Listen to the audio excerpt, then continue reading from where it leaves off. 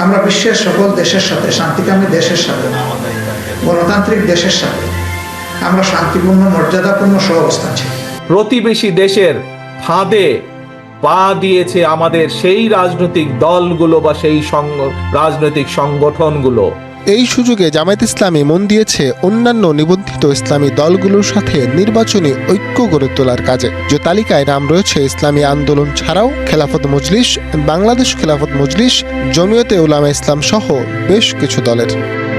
আগে সুন্দরভাবে একটা প্ল্যাটফর্ম তৈরি করা, কোথায় অমিল আছে আদর্শগত, এটা বসে একটু তারা ঠিক করে নিলেই কিন্তু সমাধান হয়ে যায়।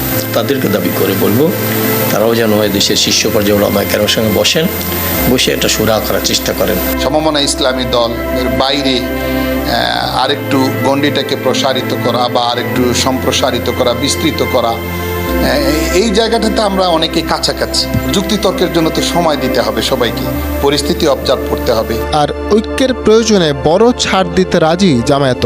এই জামাত ইসলামীকে অনেকে মনে করে জামাত একটা বড় দল, দলগুলোর ঐক্য হলে আবার জামাত এখানে প্রাধান্য বিস্তার করে কিনা, ডোমিনেট করে কিনা।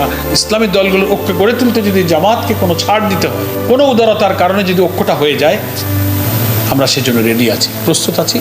জামাত সে উদারতা দেখাবে।